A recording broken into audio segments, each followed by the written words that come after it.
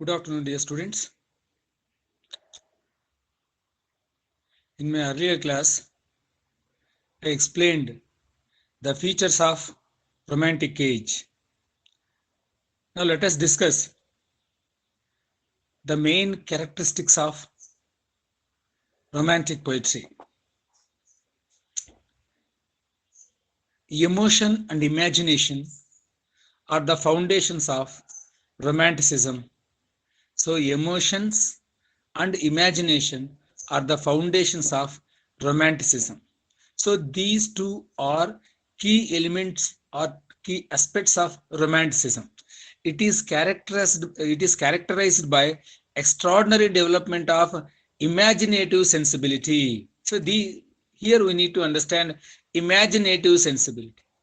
You must exhibit sensibility while you are in imagination. So imagination provides you an ample opportunity to think about the things, and we need to understand the things which we find in imagination. So all the romantic poets have got imaginative sensibility. That's why they gave proper shape in the form of words. So imagination sensibility is the primary requisite of a romantic poet, as emotions and imagination have become the key elements of romanticism. So romantic poet needs to have imaginative sensibility so as to express his sensibility or powers in the form of a poem. The poet sought to escape from the familiar and the present in different ways. You see, the romantic poets wished to escape from the hard realities of present, and they want to move in imagination. In imagination, they comprehended the things very well. So the basic reason behind this imagination is to leave the present and move in a different world, where the romantic poets, having fed up with the present situation, find a kind of a solace or relief to their tired senses. So romantic poetry is escape from the reality, and it is a kind of a movement towards the unrealistic world or imaginative world.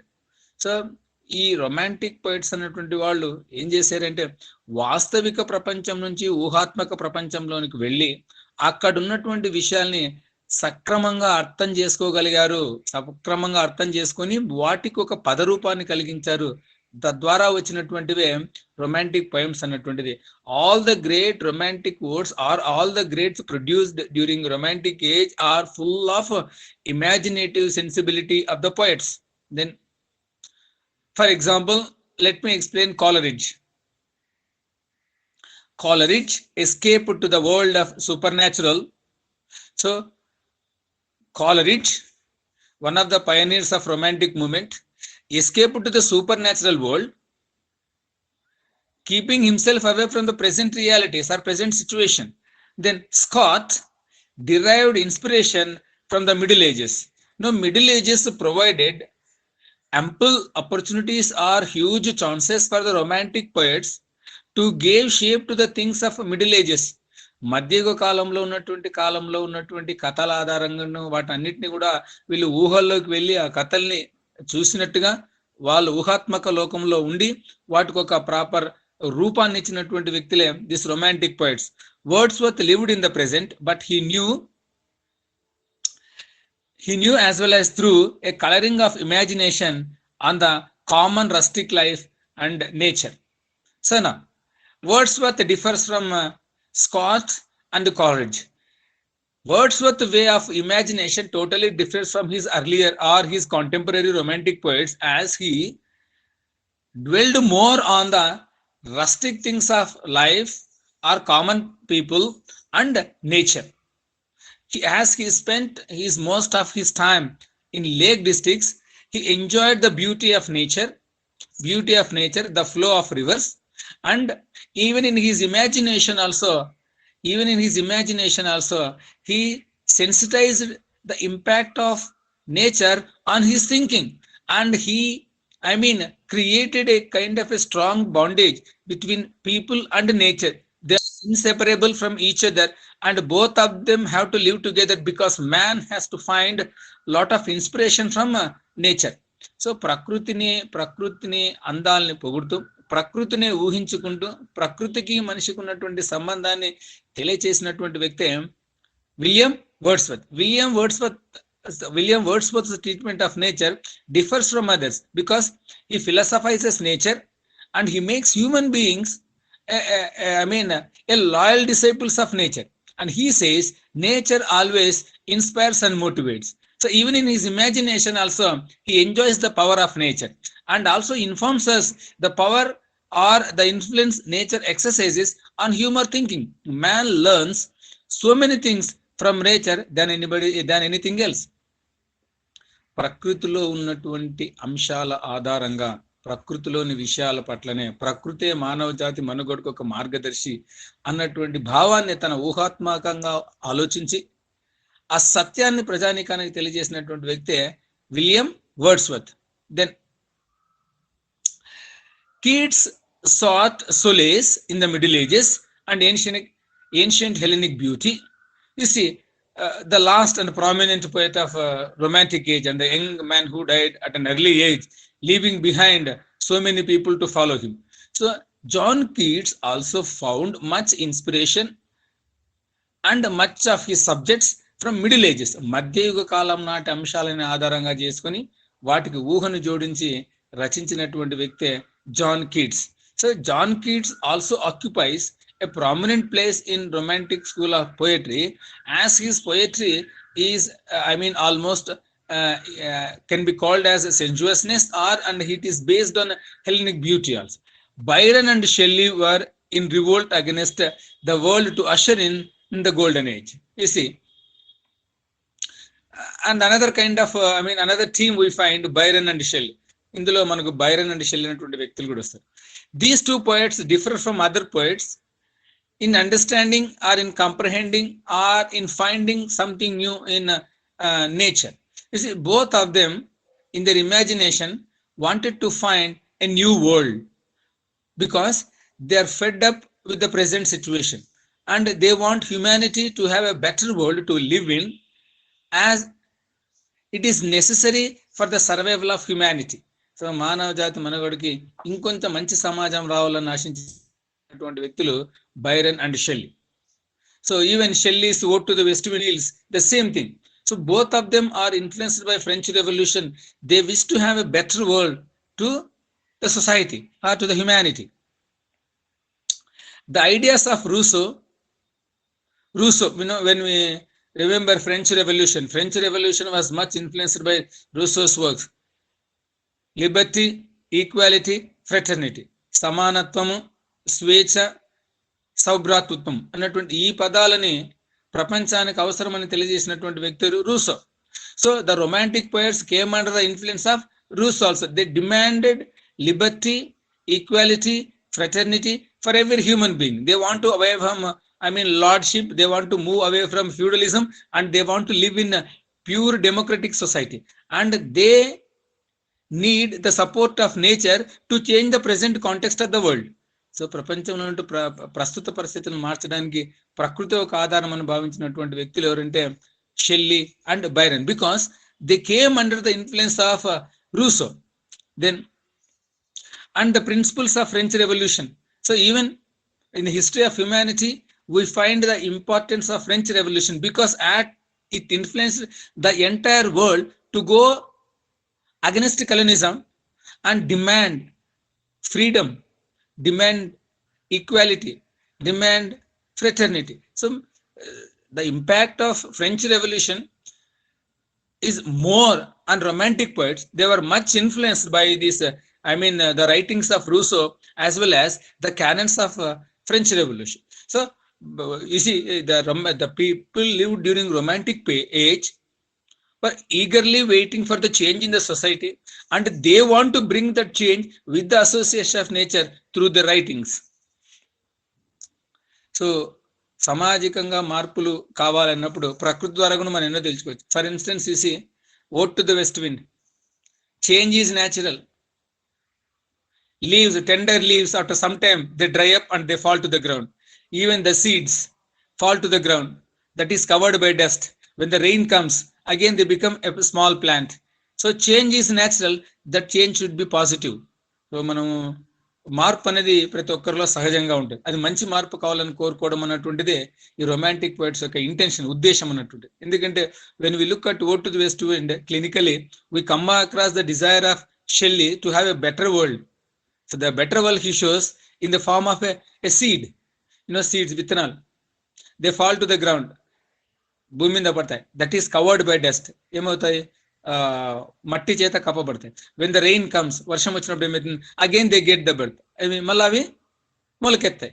So మార్పు, ఎండిపోవడము మళ్ళీ వికసించడం అనే మార్పు. So when you find change in the society, there should be a change in the systems followed by humanity. So every society has adopted certain systems. When that systems are not in a democratic spirit, people want a change. That change should come in a positive sense. So that's what happened in French Revolution also. People wanted liberty, so they wanted equality. So what they did, they fought against dictators, and they got what they desire. So that desire became a symbol of aspiration or a symbol of inspiration for the rest of the humanity. So you take American Revolution, you take all the revolutions in the world have happened because they derived inspiration from whom? From French Revolution. So automatically the French Revolution as well as the principles or the guiding principles of Rousseau have inspired the entire humanity, and these romantic poets also naturally came under that influence, and they exposed what they required through the writings, and they derived not only from Rousseau, not only from French Revolution, but also from nature. They learned so many things, and they also wanted humanity to follow nature, to learn from nature, so as to make the society better, so as to make our individual life better. The romantic movement reaction against. So now the romantic movement was a reaction against the characteristics of classic. You see, neoclassical poets sincerely adhered and followed norms of ancient poets, and they did not allow imagination to go very freely. They were very strict in adopting rules and regulations while writing poetry. So romantic age కంటే ముందున్నటువంటి age అన్నటువంటిది ఏమంటారు? We call it neo classical age అంటాం. ఆ కాలంలో ఉన్నటువంటి Pope కానీ Dryden వీళ్ళు ఏం చేశారు? గత కాలంలో ఉన్నటువంటి నియమ నిబంధనలు పాటిస్తూనే వాళ్ళ రచనలు కొనసాగించారు. కానీ when it comes to romantic poetry వచ్చిన తర్వాత these romantic poets disassociated themselves from the strict norms of neoclassical period, and they want to adopt their own ways of writing poetry. They want to be liberal in their attitude, they want to have pleasure, and they want to have didactic principles in their writing. So they moved as per their wish. So ఈ romantic poets ఉన్నటువంటి వాళ్ళు గత కాలంలో ఉన్నటువంటి ఖచ్చితమైన rules follow కాకుండా ఊహాత్మకమైనటువంటి లోకంలో విహరించి ప్రజలకు సందేశాత్మకమైనటువంటిది, మనసుకి ఆనందాన్ని ఇచ్చే కవిత్వాలే రాశారు తప్ప సీరియస్ గా ఉన్నటువంటి కవిత్వంగాను, లేకపోతే కంప్లీట్ గా నైతికంగా ఉన్నటువంటి కవిత్వాన్ని, ఖచ్చితమైన ఆధారాలతో ఉన్నటువంటి కవిత్వాన్ని కాకుండా. So this romantic poets moved in imagination because they have sensibility to understand the things in imagination, and their intention is to provide aesthetic pleasure to the people. మానసిక ఆనందాన్ని ఇవ్వడానికి నిబంధనలను పక్కన పెట్టి మనిషికి ఏం ఆనందం ఇస్తుందో దాన్నే వాళ్ళ కవితల ద్వారా చూపించాలనుకున్నారు. ఎవరు? This romantic poets. And romantic movement is a complete break of from the neoclassical period. Right. The poets turned from town to country, and from the artificial decoration of drawing rooms to the beauty and loveliness of nature. You see, these poets, the romantic poets, moved from towns to villages because countryside provides fresh air, breeze, natural beauty, flow of rivers, streams, big trees, lush green patches. So these romantic poets, instead of staying in the towns locked in the four rooms and four walls, they wanted to move to a different world. They wanted to move to a natural scenery side, or they wanted to move to a countryside where they can find pleasure to their tired senses, and instantly they get a lot of entertainment and joy when they see a beautiful nature. So ప్రకృతిలో నందాలని చూడాలన్నప్పుడు ఎక్కడ పోయి ప్రయాణం చేశారు వాళ్ళు ప్రకృతి వైపు ప్రయాణం చేశారు. ప్రకృతి ఎటువైపు ఎక్కువగా ఉందంటే పట్టణ ప్రాంతాల్లో కాకుండా గ్రామీణ ప్రాంతాల వైపు వెళ్ళిపోయినారు. And loveliness of nature. You see, as I said earlier, nature provides everything that you requires. It provides beauty to your eyes. It makes your heart feel happy.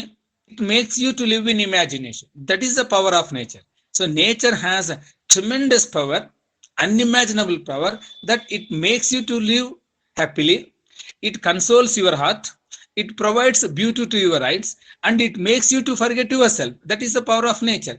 ప్రకృతి యొక్క బలమైనటువంటిది ఏంటంటే దీనికి ఆనందాన్ని కలిగిస్తుంది, నీ మనసుకు ఉల్లాసాన్ని కలిగిస్తుంది, ఈ ప్రపంచాన్ని వదిలి ఇంకో ఊహాత్మకమైన ప్రపంచంలో నివసించేటట్లు చేస్తుంది. కాబట్టి so nature is so powerful. That is the reason why we find romantic poets moving from urban side to rural side. Then the poet dealt with the joys of nature. So these romantic poets thoroughly enjoyed joys of nature, flow of water, melodious music of the birds,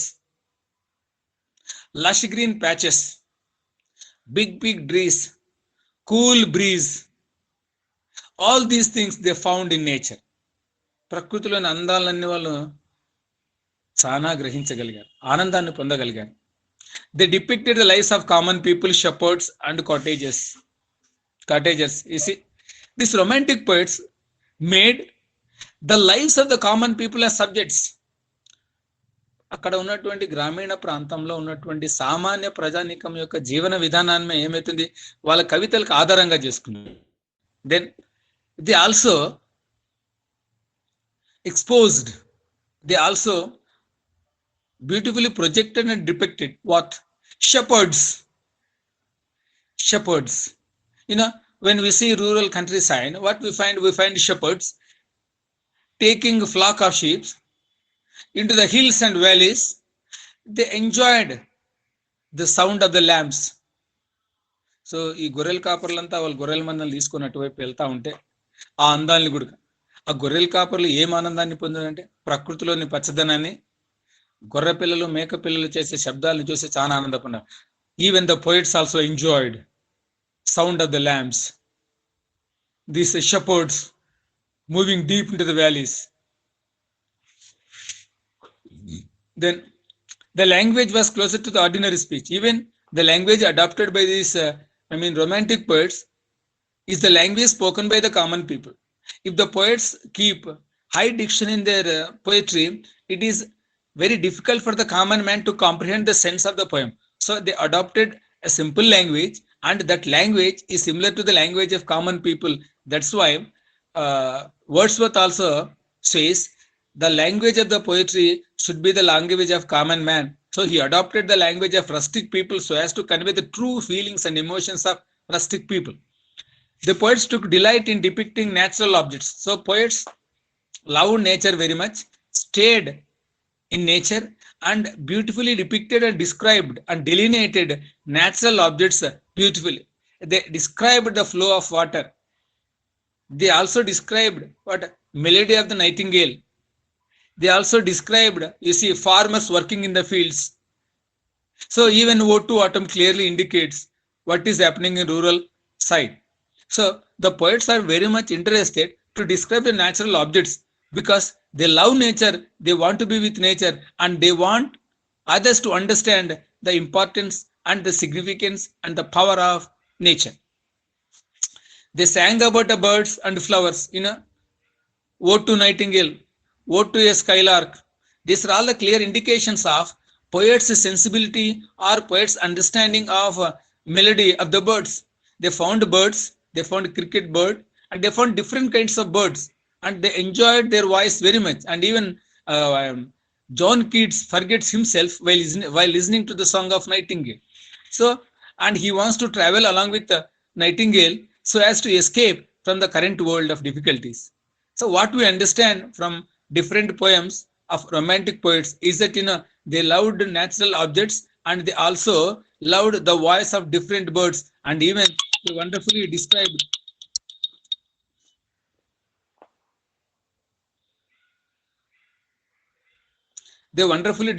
what? Flowers also. Flowers, hills, forests, streams, glades, wind and bird. So these are all elements of nature. These are all part of nature. What? birds, flowers, hills, forests, streams, glades, wind, and bird. Everything. These are all a part of nature. So ప్రకృతిలో ఉన్నటువంటి అడవులు, పక్షులు, పుష్పాలు, వర్షం, నదులు, ఇవన్నీ మనిషికి సంపూర్ణమైనటువంటి ఆనందాన్ని ఇచ్చాయి కాబట్టి romantic poets focused on these elements of nature and beautifully described them in their nature, in their poetry. The world of imagination was more real to them. So the romantic poets sincerely believed that the world of imagination was real to them because they felt so happy in imagination rather than in the realistic world. So for romantic poets, the world of imagination is more realistic and more entertaining than the world of reality. Romanticism brought the inner world. Romanticism is a kind of imaginative sensibility of the poets, brought inner world, the passion, the feelings, the emotions, the response of our heart to the beauty of nature is beautifully brought out by what? By romantic poetry only. Emotions and violent imagination into art and literature. So the romantic poetry has brought, the inner beauty of nature to our life.